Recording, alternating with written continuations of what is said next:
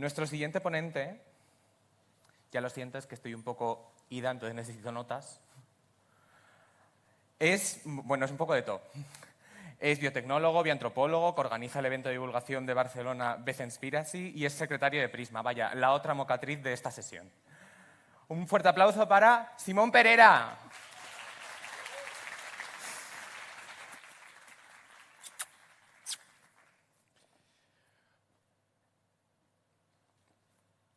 Cada una de nosotras tiene dentro de nosotras mismas un enorme libro de instrucciones.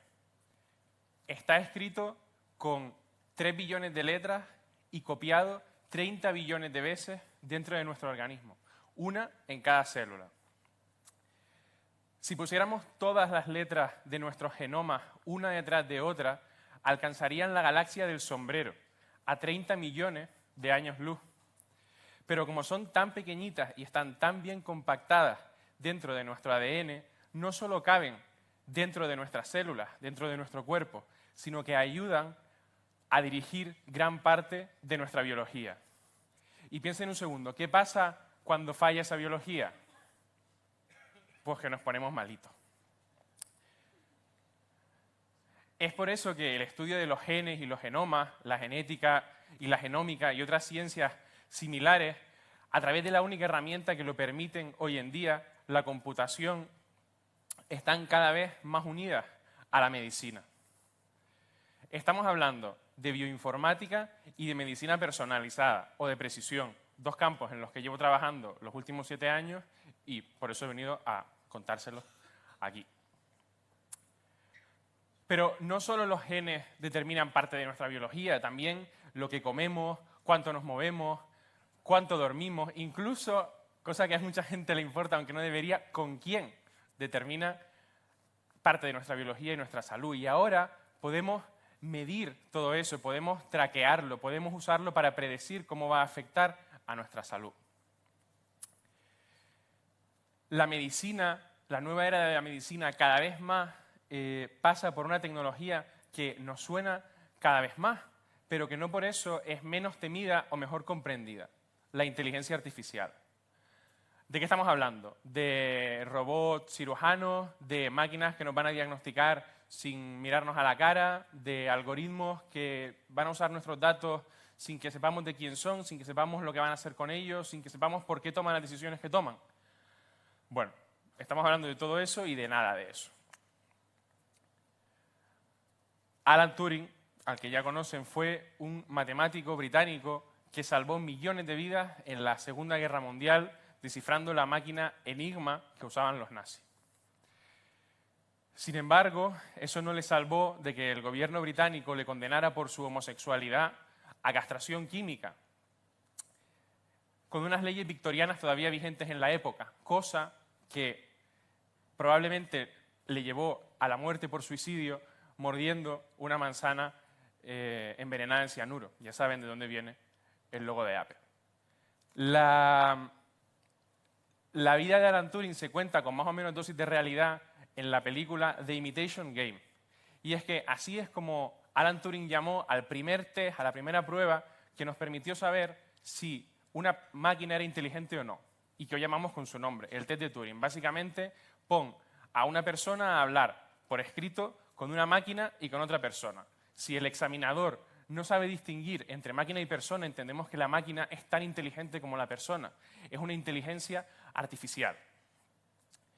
En el año 56 este campo se separa de la cibernética cuando el informático John McCarthy le pone su nombre. Y ya 15 años después existían sistemas expertos, algoritmos capaces de razonar y de decidir como personas muy formadas en un campo que podían ayudar a los químicos orgánicos a resolver nuevas estructuras. Dendral. Uno de los sistemas expertos herederos de Dendral ya permitió identificar las bacterias que estaban infectando a las personas, cuáles eran los mejores antibióticos y cuáles eran las mejores dosis en que se debían dar. En el número que la revista más importante del sector, Artificial Intelligence, dedicó en el 78 a la inteligencia artificial médica y científica, ya aparecían algunos de los campos de la inteligencia artificial que son hoy en día trending topic, como el procesamiento del lenguaje natural.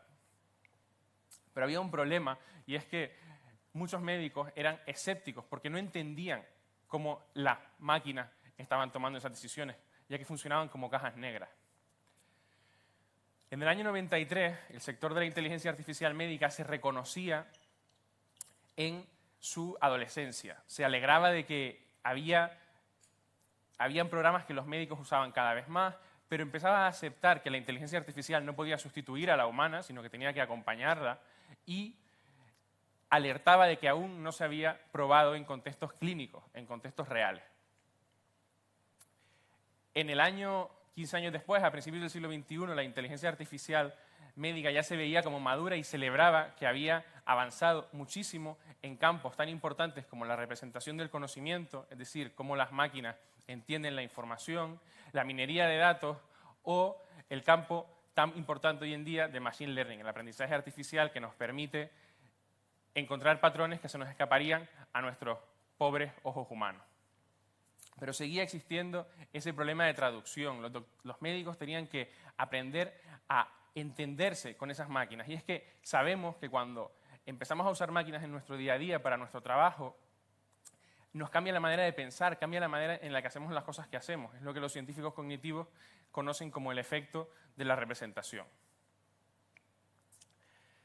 Pero bueno, en 2016 el campo de la inteligencia artificial médica ya era el mejor financiado de toda la inteligencia artificial, y es que la inteligencia artificial médica nos ha permitido descubrir genes asociados a enfermedades como la enfermedad de Crohn o al asma, incluso introducir muchas otras capas de información como la imagen médica, a partir de las cuales hemos podido también descubrir genes relacionados con la enfermedad cardiovascular o diagnosticar enfermedades mejor de lo que hacen algunos médicos, como en la pulmonía o el cáncer de pulmón.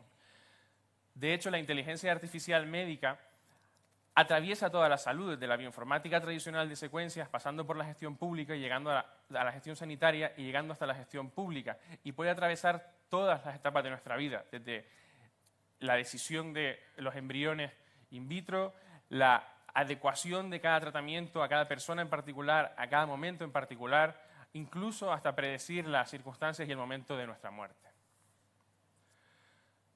Pero la ciencia no se hace sola, como hemos dicho un par de veces, y la inteligencia artificial y la bioinformática necesitan una materia prima, y esa materia prima son los datos. ¿Y de dónde salen esos datos? Pues de ti, cariño, y de ti, y de ti. Nuestros datos son una herramienta fundamental para que la inteligencia artificial y la medicina personalizada puedan ser una realidad. Es por eso que entidades como la Comisión Europea estudian cuál es la manera en la que podemos conseguir que la inteligencia artificial sea confiable, que podemos confiar en ella. Y, curiosamente, algunas de esas bases de la inteligencia artificial confiable recuerdan a las legendarias leyes de la robótica de Asimov: no harás daño, respetarás la autonomía del ser humano, serás justa, serás comprensible, podrá ser entendida por el ser humano. Está claro que estamos entrando en una época en la que la medicina va a poder ser mucho mejor, va a poder ser verdaderamente personalizada y nos va a poder ayudar verdaderamente a todos de la mejor manera en que necesitemos en cada momento. Pero para eso tenemos que trabajar juntos, tenemos que compartir nuestros datos, tenemos que asegurar que los sistemas, la información, es capaz de entenderse entre ellas, la conocida y famosa interoperabilidad. Y sobre todo, lo más importante, tenemos que asegurar que absolutamente nadie se quede detrás y pierda el tren de la medicina del futuro, de la medicina personalizada, por cuestiones como recursos económicos o pertenencia a una minoría étnica, a una minoría social o a una minoría de género. La medicina del siglo XX nos ha regalado décadas de esperanza y de calidad de vida. ¿Quién sabe lo que nos va a traer la medicina del siglo XXI? Muchas gracias.